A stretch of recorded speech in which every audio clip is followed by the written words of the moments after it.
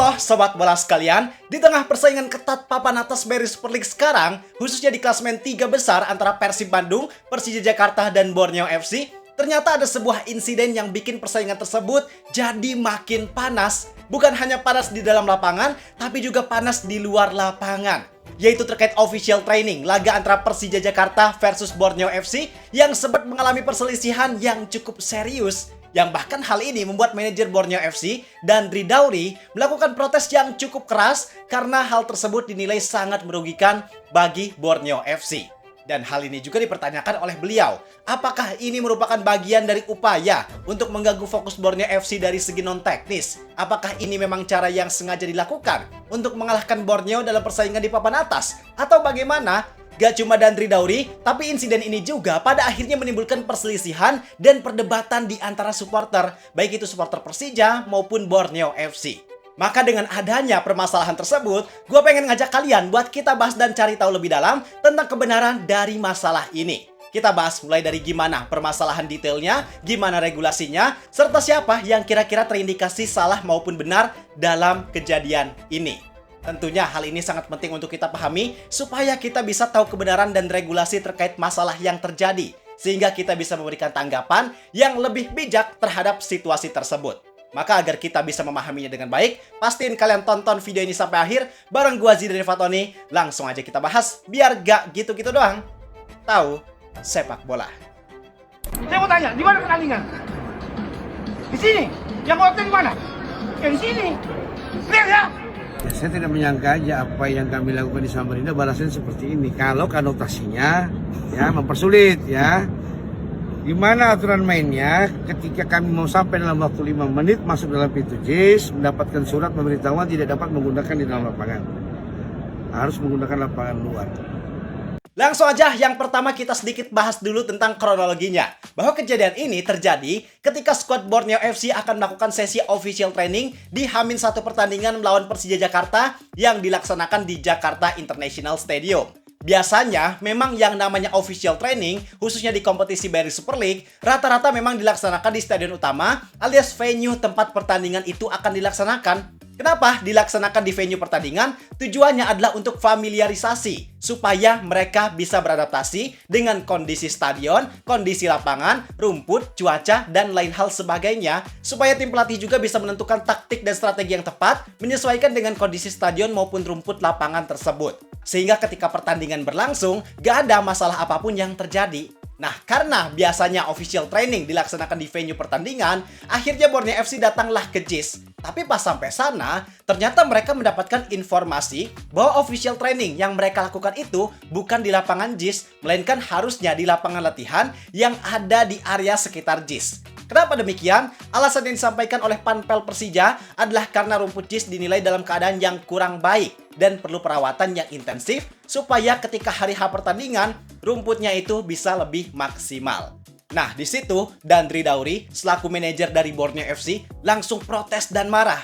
Kenapa marah? Karena menurutnya informasi atau pemberitahuan terkait pelaksanaan official training yang ternyata di lapangan latihan JIS itu diberikan secara mendadak kepada mereka, sehingga mereka memang sebelumnya nggak mempersiapkan untuk official training di lapangan latihan JIS dan mereka ngerasa bahwa itu hak mereka sendiri untuk tetap latihan di lapangan utama JIS. Tapi kemudian setelah perdebatan yang cukup lama antara manajer Borneo FC dan Panpel Persija, akhirnya diizinkanlah Borneo untuk tetap official training di lapangan utama JIS. Maka sekarang pertanyaannya sebenarnya gimana sih regulasi terkait pelaksanaan official training? Nah, ini yang harus kita pahami dengan baik. Bahwa walaupun rata-rata official training Beri Super League dilaksanakan di venue pertandingan, tapi memang ada beberapa pengecualian untuk official training tersebut gak dilaksanakan di venue pertandingan. Semua aturannya udah tercantum dengan sangat jelas di regulasi kompetisi Beri Super League pasal 35 tentang latihan resmi atau official training di stadion. Bisa kalian cek sendiri kalau mau tahu lebih lengkapnya. Tapi intinya, di poin ke-6 ada regulasi yang mengatur bahwa jika lapangan permainan tidak dalam kondisi baik, maka paling lambat H-2 pertandingan, match komisioner bisa membatalkan sesi latihan resmi di stadion. Kedua klub cuma diizinkan buat melakukan familiarisasi dan sesi latihan resmi dipindahkan ke lapangan yang lain yang disetujui oleh I-League dan harus disiapkan oleh klub tuan rumah. Dan kondisinya memang rumput JIS itu ada dalam kondisi yang kurang baik. Bahkan pelaksanaan official training di luar lapangan utama ketika pertandingan di JIS juga bukan pertama kalinya terjadi sekarang. Tapi memang klub-klub sebelumnya ketika mereka bertamu ke Jakarta dan main di JIS, mereka memang melakukan official training di lapangan latihan JIS. Artinya clear, kalau permasalahan terkait lokasi official training itu memang bisa dilaksanakan selain di venue pertandingan. Tapi, yang jadi permasalahan besar di sini bukan tentang boleh atau tidaknya menggunakan lapangan selain lapangan pertandingan untuk official training, melainkan yang jadi permasalahan besarnya adalah tentang komunikasi serta koordinasi yang dilakukan antara Panpel Persija dengan pihak dari Borneo FC. Karena ada dua klaim yang berbeda nih Pak. Dari pihak Borneo FC, mereka mengklaim bahwa mereka mendapatkan informasi terkait official training di lapangan latihan itu secara mendadak. Kabarnya mereka baru mendapatkan informasi ketika perjalanan dari hotel menuju JIS. Alhasil itu yang mereka permasalahkan, dan Ridauri memang mengakui bahwa ada regulasi yang tadi kita jelaskan, tapi yang dia permasalahkan bukan tentang ketidakbolehan untuk melakukan official training di lapangan pertandingan, melainkan kenapa informasinya mendadak. Padahal di regulasi tertera jelas, paling lambat konfirmasinya harus dilakukan di H-2 pertandingan. Sedangkan ini katanya 5 menit sebelum official training dia baru dapat surat resminya. Maka dengan Panpel Persija yang dinilai gak melakukan tahapannya sesuai regulasi, otomatis pihak dari Borneo FC merasa mereka punya hak sesuai dengan regulasi awal untuk tetap melakukan official training di lapangan pertandingan. Tapi, ada klaim lainnya juga, bahwa kabarnya informasi terkait pelaksanaan official training di lapangan latihan itu udah tercantum dari jauh-jauh hari dalam match program. Yang match program ini memang mencakup terkait jadwal kedatangan skuad Borneo, official training, dan match day yang harusnya hal itu udah diketahui juga oleh pihak dari Borneo FC. Nah, bingung kan? Tapi gini Pak, kita bedah pelan-pelan. Dengan pihak Panpel Persija yang diklaim mengirimkan surat pemberitahuan secara resmi yang secara mendadak kepada pihak dari Borneo FC, maka status keabsahan dari match program yang tadi kita jelaskan itu juga jadi tanda tanya besar. Ada beberapa kemungkinan. Yang pertama, bisa jadi informasi yang tertera di match program itu sifatnya belum final. Dan yang kedua, bisa jadi surat pemberitahuan resmi itu merupakan salah satu tahapan resmi yang wajib dilakukan oleh klub tuan rumah sebagai informasi yang paling final untuk merealisasikan regulasi di pasal 35 poin ke-6 tadi. Karena secara logika, kalau memang pihak dari Borneo FC udah tahu informasi lewat match program, gak akan mungkin mereka sebersikeras itu buat latihan di lapangan pertandingan. Kemudian kalau memang informasi dari match program itu sifatnya udah sah dan final, maka buat apa Panpel Persija ngirim surat pemberitahuan lagi? Ya kan? Artinya esensi dari surat pemberitahuan yang dikirim secara mendadak itu bisa kita bilang sifatnya sangat penting atau bahkan menjadi sebuah keharusan. Maka itu yang memang menjadi kesalahan pertama. Kenapa surat resmi tersebut dikirim secara mendadak?